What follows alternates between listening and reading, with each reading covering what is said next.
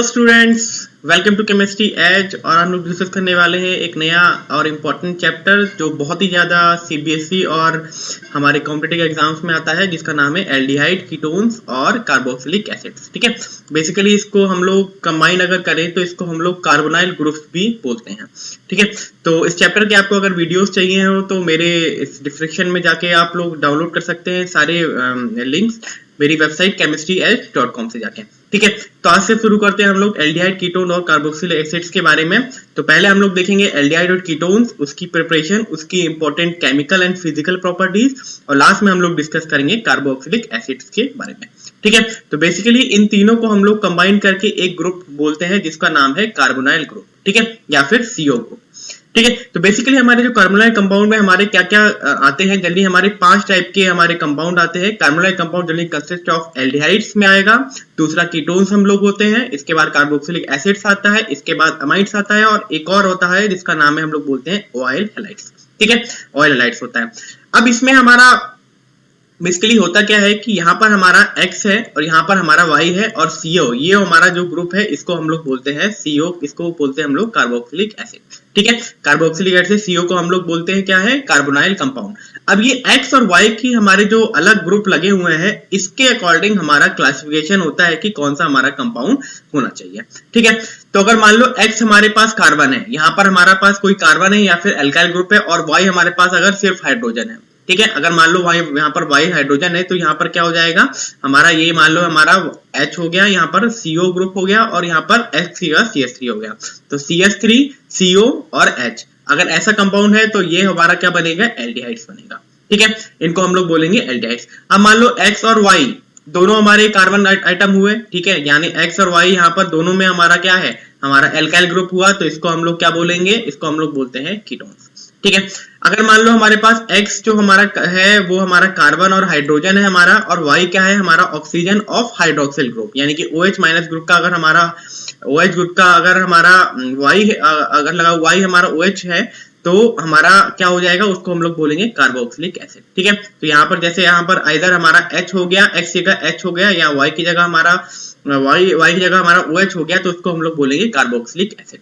Same वही अगर X हमारा कार्बन है और Y हमारा नाइट्रोजन है तो क्या होगा हमारा, इसको हम लोग बोलेंगे एमाइड्स। ठीक है, तो एक तरफ हमारा CH3CO NH2 ये हमारा हो जाएगा एमाइड्स, और लास्ट में हमारा है X अगर हमारे पास कार्बन है और Y हमारे पास हेलोजन्स है तो इसको हम लोग बोलेंगे ऑयल हैलाइड्स। ठीक है, X हमारे पास कार्बन है, यानी कि यहाँ पर कार्बन लगा है, और Y की जगह हम लोग हैलाइड्स लगा दिया है, तो इसको हम लोग बोलते हैं ऑयल हैलाइड्स। तो बेसिकली ये 5 हमारे पास क्लासिफिकेशन होते हैं किसी भी कार्बोनाइल ग्रुप के। ठीक है, इसके बाद दो हमारे और भी हमारे फंक्शनल ग्रुप होते हैं, एक होता है एस्टर्स और एक होता है हमारा एनहाइड्राइड्स, जो कि हमारे बेसिकली डेरिवेटिव्स होते हैं कार्बोक्सिलिक एसिड्स के। ठीक है, जो हमारे कार्बोक्सिलिक एसिड है उनका डेरिवेटिव्स होते हैं, इनको हम लोग बोलते हैं ईस्टर एंड एनहाइड्राइड्स। ठीक है, एस्टिक एनहाइड्राइड भी बोलते हैं हम लोग इसको। ठीक है, तो अब जैसे कि अगर हम लोग नॉर्मल में जाएंगे तो ये इसको हम लोग बोला है एल्डिहाइड, एक X हमारा क्या है, R है, H क्या है हमारा, Y है। सेम यही अगर दोनों साइड में अगर हमारा RR लग जाता है तो इसको हम लोग बोलेंगे कीटोन्स।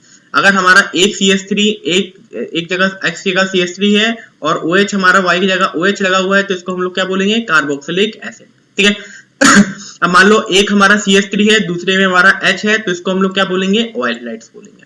ठीक है, और लास्ट में हमारा एक अगर R में X की जगह हमारा CH3 है और Y की जगह हमारा क्या है, NH2 है, तो इसको हम लोग बोलते हैं एमाइड्स। ठीक है, तो ये बेसिकली हमारे क्या होते हैं, 5 क्लासिफिकेशन होंगे ऑफ कार्बोनाइल कंपाउंड्स। ठीक है, अब हम लोग के बाद आते हैं ईस्टर्स और एनहाइड्राइड। ईस्टर्स क्या होता है कि अगर मान लो एक हमारा X जगह R लगा हुआ है और Y की जगह हमारा OR है, OR मतलब एक तरफ से ईथर ग्रुप लगा हुआ है, OR क्या होता है, ईथर ग्रुप होता है। तो अगर दूसरी एक Y में अगर हम लोग ईथर ग्रुप लगा दें और X जगह हम लोग लगा दें एल्काइल ग्रुप, तो इसको हम लोग बोलते हैं एस्टर्स। ठीक है, दूसरा हमारा डेरिवेटिव होता है कार्बोक्सिलिक का एसिड एनहाइड्राइड। इसमें क्या होता है, जो हमारा एक COR है, CH3CO, और एक और CH3CO हमारा है, उसके इन दोनों को हम लोग कंबाइन करते बाय एक ऑक्सी ग्रुप, उसको बोलते हैं हम लोग एस्टिक एनहाइड्राइड।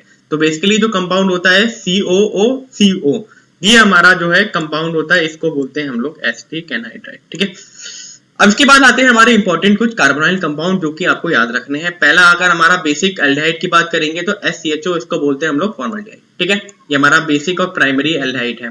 दूसरा हमारा आएगा CH3CHO, इसको हम बोलते हैं एसिटाल्डिहाइड। अगर हम लोग X जगह, यहाँ पर H था, यहाँ पर X जगह अगर हम CH3 लगा देंगे तो वो हमारा हो जाएगा एसिटाल्डिहाइड। तीसरा हमारा आता है बेंजल्डिहाइड, ये हमारा एरोमेटिक एल्डिहाइड है, ठीक है, ये हमारा प्राइमरी एल्डिहाइड है, इसको हम लोग बोलते हैं बेंजल्डिहाइड। सेम यही सैलिसल्डिहाइड हम लोग बोलेंगे, अगर हम लोग पैरा पोजीशन पे अगर हाइड्रोक्सिल ग्रुप लगा देते हैं ऑफ बेंजल्डिहाइड तो इसको बोलते हैं सैलिसल्डिहाइड, ठीक है। इसी के साथ ही हम लोग देखते हैं एसीटोन को, ठीक है। एसीटोन हमारा ये होता है कीटोन्स का प्राइमरी, सबसे बेसिक जो कंपाउंड होगा कीटोन्स ग्रुप फैमिली का, उसको बोलते हैं एसीटोन, ठीक है। दूसरा होता है एस्टोफिनोन, ठीक है। एस्टोफिनोन में क्या है कि ये बेंजीन है, बेंजीन के ऊपर अगर हम लोग लगा दें CH3CO ग्रुप तो इसको हम लोग बोलते हैं एसिटोफिनोन, ठीक है। एसिटो का मतलब क्या है, एसिटिक एसिड वाला एस्टो, CH3CO ग्रुप और साथ में हमारा क्या है बेंजीन ग्रुप लगा हुआ है। सेम वही है, अगर हम लोग बेंजीन ग्रुप के ऊपर हम लोग C6H5CO लगा दें, ये क्या है हमारा C6H5CO है, अगर उसको हम लोग अटैच कर दें एस्टोफिनोन की जगह तो हम लोग उसको बोलेंगे बेंजोफिनोन, ठीक है। अब हम लोग आते हैं स्ट्रक्चर ऑफ कार्बोनाइल कंपाउंड में, ठीक है। Structure of carbonyl compound basically क्या होता है, ये हमारा CO ग्रुप है, CO ग्रुप है, ठीक है। अब कार्बन और ऑक्सीजन में सबसे ज्यादा इलेक्ट्रोनेगेटिविटी किसकी ज्यादा होती है, ऑब्वियस सी बात है ऑक्सीजन की ज्यादा होती है। तो ऑक्सीजन क्या करेगा कि ये इलेक्ट्रॉन को लेने की क्या खींचने की कोशिश करेगा कार्बन आइटम के, ठीक है।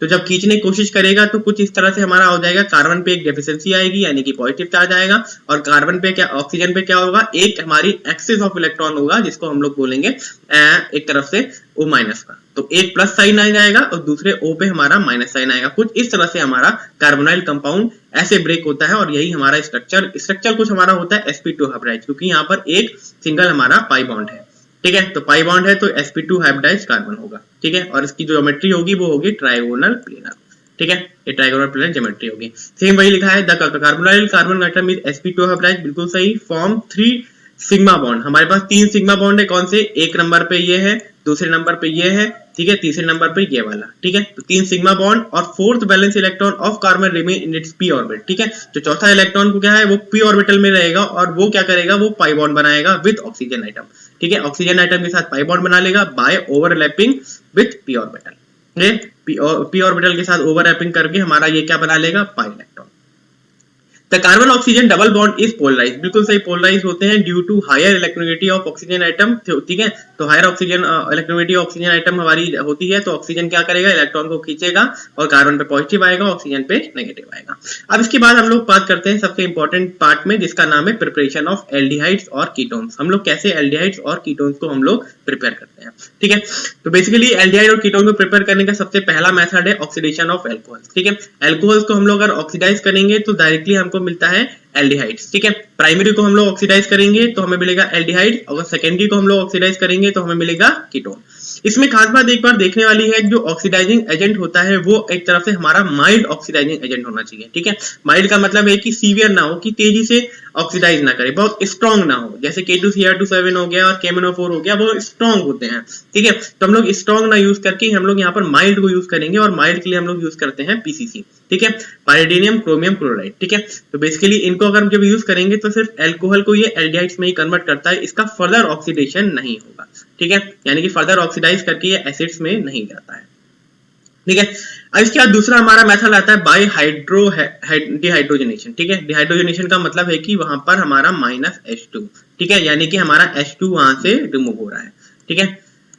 तो प्राइमरी अल्कोहल को जब हम डिहाइड्रोजनेशन करेंगे इन the presence of copper at a temperature of 573 kelvin, तो हमारा क्या मिलता है, हमारा एल्डिहाइड्स मिलता है। H2 गैस हमारी यहाँ से निकल जाएगी और हमारा एल्डिहाइड्स बनेगा। सेम यही सेकेंडरी को जब हम लोग डिहाइड्रोजनेशन करेंगे तो हमारा क्या, कॉपर के प्रेजेंस में 573 केल्विन में, तो हमारा क्या बनेगा, कीटोन्स बनेगा, ठीक है।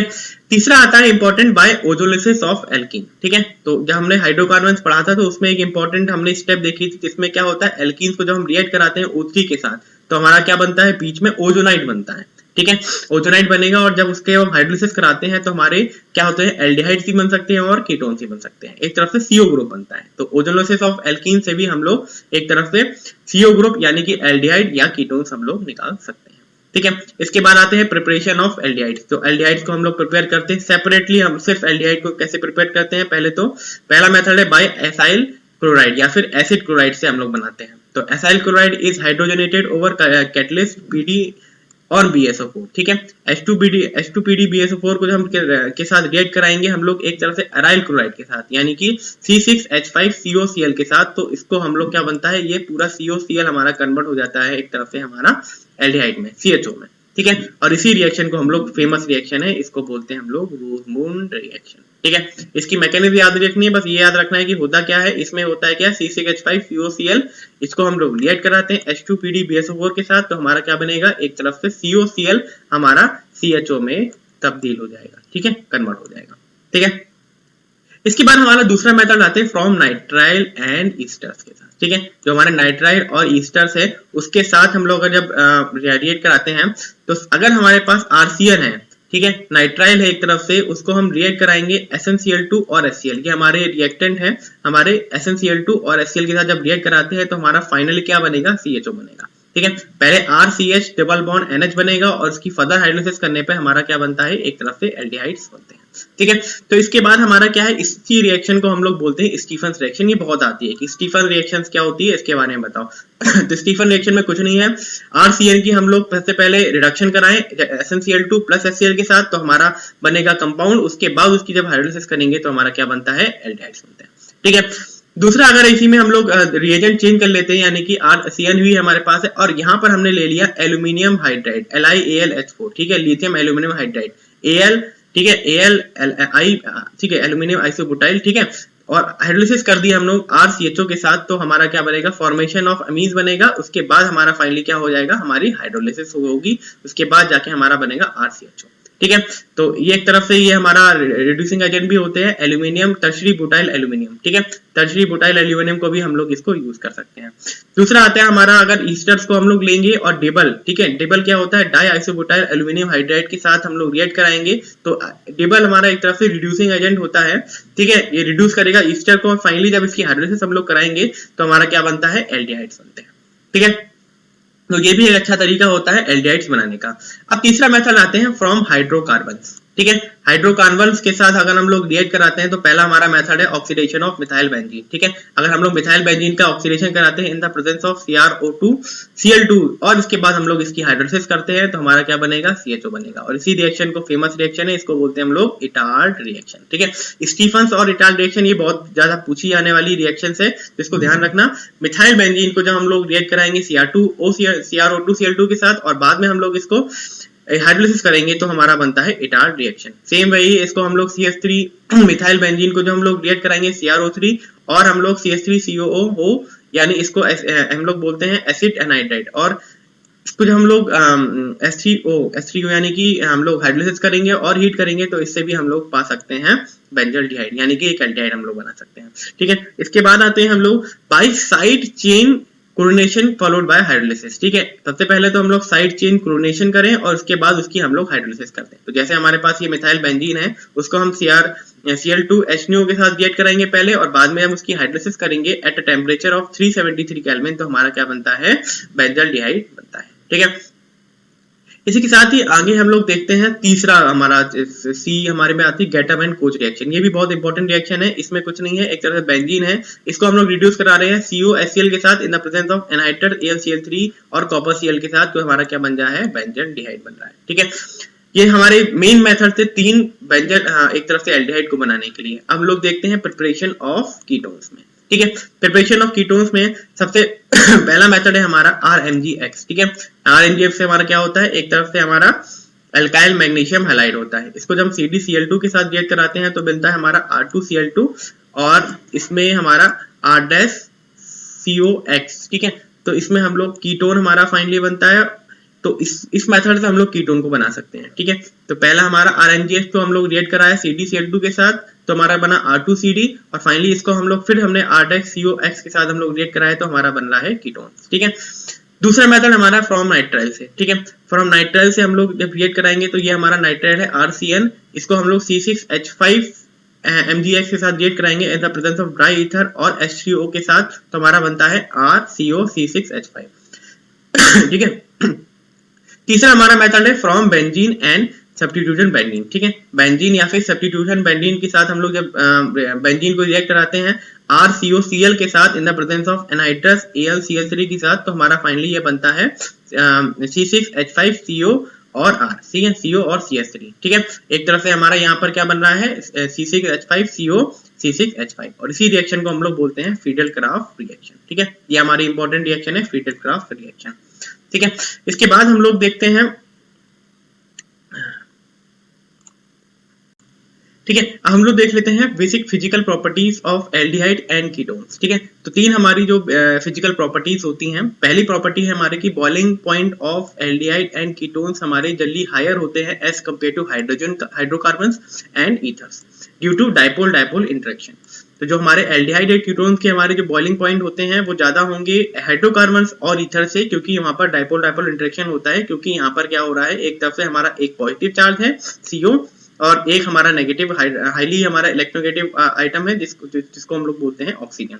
तो कार्बन और ऑक्सीजन के बीच में हमारा डाइपोल डाइपोल इंटरेक्शन होता है, इसके कारण इसकी बॉइलिंग पॉइंट जो है वो हमारी ज्यादा होगी। सेकेंड पॉइंट आते हैं, boiling point of alcohols are more than aldehyde and ketone due to absence of intermolecular hydrogen bonding in aldehyde and ketones. जो एल्डिहाइड और कीटोन्स होते हैं वो इंटरमोलिकुलर हाइड्रोजन बॉन्डिंग इसमें हमारी एब्सेंस होती है, मतलब इंटरमोलिकुलर हाइड्रोजन बॉन्डिंग नहीं होगी, जबकि एल्कोहल्स में हमारी होती है, ठीक है। तो एल्कोहल्स में जब हमारी होगी तो हमारा क्या होगा, बॉइलिंग पॉइंट एल्डिहाइड और कीटोन का हमारा ज्यादा होगा एज कम्पेयर हाइड्रोकार्बन और ईथर्स में, लेकिन एल्कोहल्स के कंपैरिजन में इनका जो बॉइलिंग पॉइंट है वो कम होगा, क्योंकि एल्डिहाइड और कीटोन में हमारे इंटरमोलिकुलर हाइड्रोजन बॉन्डिंग नहीं होती है।